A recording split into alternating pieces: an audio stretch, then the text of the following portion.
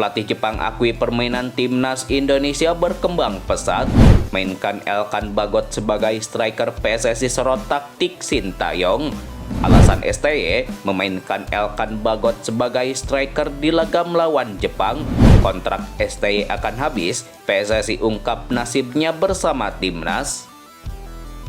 Sebelum lanjut ke pembahasan, mari kita sama-sama dukung channel ini dengan cara like, subscribe, dan aktifkan tanda loncengnya, biar kamu tidak ketinggalan update terbaru dari channel ini. Jika sudah, mari kita lanjut ke berita pertama.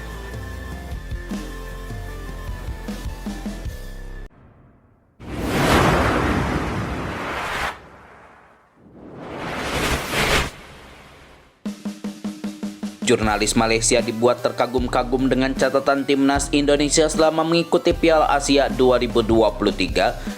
Ya, timnas Indonesia mengakhiri babak penyisihan grup D Piala Asia 2023 di posisi ketiga dengan mengoleksi 3 poin.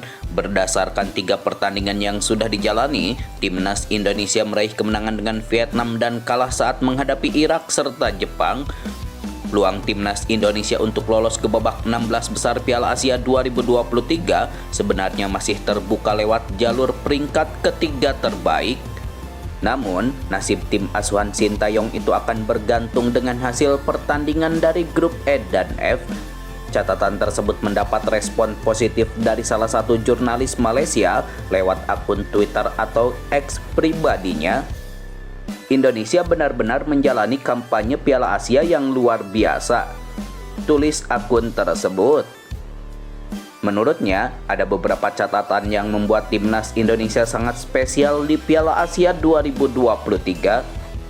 Pertama adalah skuad Garuda bisa meraih kemenangan atas Vietnam di pertandingan kedua grup D Piala Asia. Pada pertandingan tersebut, timnas Indonesia sukses memetik kemenangan melalui gol yang dicetak oleh Asnawi Mangku Alam lewat titik putih.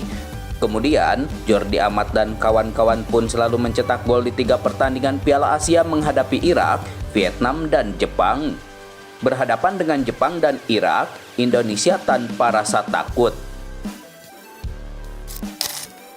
Pelatih Jepang akui permainan timnas Indonesia berkembang pesat. Ya, timnas Jepang akhirnya lolos ke babak 16 besar Piala Asia 2023 usai menaklukkan timnas Indonesia di Stadion Al-Tumama Doha, Qatar pada Rabu 24 Januari 2024. Brace Ayeseweda dan gol bunuh diri Justin Hubner yang dibalas gol Sandy Walsh memastikan Jepang finish sebagai runner-up grup D. Pelatih Jepang, Hajime Moriyasu, mengakui permainan timnas Indonesia yang berkembang pesat. Bahkan mantan pemain timnas Jepang ini pun memberikan kredit khusus bagi pelatih timnas Indonesia Sintayong yang mampu membenahi skuad Garuda. Indonesia berkembang pesat di bawah kepemimpinan pelatih Sintayong, kata Hajime Moriyasu usai laga timnas Indonesia versus Jepang. Mainkan Elkan Bagot sebagai striker PSSI sorot taktik Sintayong. Wakil Ketua Umum PSSI Zainuddin Amali mengaku bingung karena tiba-tiba Elkan Bagot menjadi striker saat timnas Indonesia melawan Jepang. Seperti diketahui, timnas Indonesia dipaksa mengakui keunggulan Jepang seusai kalah 1-3 dalam laga pamungkas grup D Piala Asia 2023. Dalam laga yang berlangsung di Stadion Al-Tumama Doha, Rabu 24 Januari 2024 ini banyak menarik perhatian. Pasalnya, skuad Garuda menelan kekalahan ini karena ada beberapa kesalahan yang terjadi akibat pemain sendiri.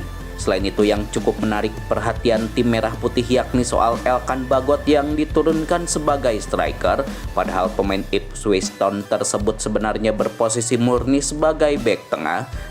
Namun, dalam laga melawan Jepang ini Elkan Bagot yang masuk menggantikan Egy Maulana Fikri pada menit ke-73 langsung bermain sebagai striker. Saya tidak tahu apa strategi Sintayong sampai mendorong Bagot ke depan, padahal dia belum pernah dalam posisi itu dan kelihatan seperti apa. Diturunkannya Elkan Bagot sebagai striker ini tentu mengejutkan banyak orang termasuk Waketum PSSI Zainuddin Amali mengaku bingung saat Elkan Bagot diturunkan sebagai striker. Mantan Menteri Pemuda dan Olahraga tersebut mengaku bingung dan tak paham dengan strategi yang disiapkan pelatih asal Korea Selatan tersebut. Pasalnya banyak pemain depan yang masih bisa diturunkan seperti Hoki Caraka, Ramadan Sananta, Dendi Sulistiawan, dan Dimas Derajat. Akan tetapi Sintayong justru menurunkan Elkan Bagot yang tak pernah bermain sebagai striker. Walaupun bingung, Amali tak ingin mencampuri keputusan Sintayong. Saya tidak tahu, padahal itu kan masih ada beberapa pemain depan kita, cuman kan kita tidak tahu apa yang di pikiran pelatih. Kita percaya saja kepada apa yang diputuskan pelatih. Alasan STY memainkan Elkan Bagot sebagai striker di laga melawan Jepang. Ya, Sintayong mengatakan bahwa keputusan itu diambil karena melihat postur tubuh pemain Jepang yang tidak lebih baik ketimbang timnya. Jadi dia berusaha memaksimalkan Elkan Bagot yang memiliki tinggi 190 cm dalam upaya timnya mencetak gol. Pelatih asal Korea Selatan itu mengatakan pemilihan Elkan Bagot bukan karena meragukan penyerang timnas Indonesia, namun dia mencoba peruntungan dengan memaksimalkan kelemahan lawan. Saya melihat salah satu titik lemah Jepang adalah soal tinggi dan soal bola-bola atas, kata Sintayong. Kontrak STY akan habis, PSSI ungkap nasibnya bersama timnas.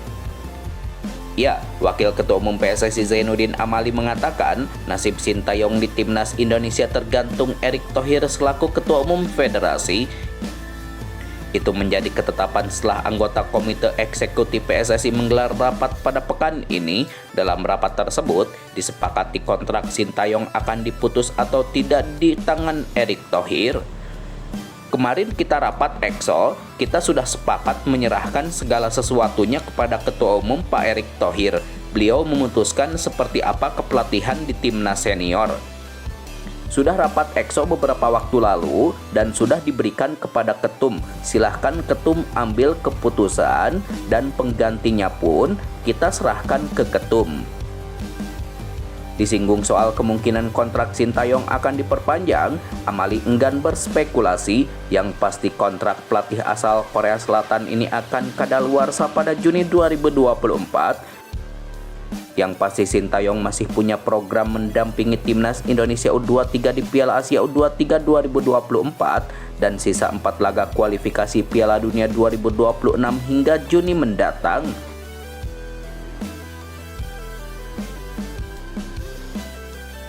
Belum tahu, kan kita sudah serahkan ke Ketum. Jadi bagaimana keputusan Ketum itu akan kita ikuti.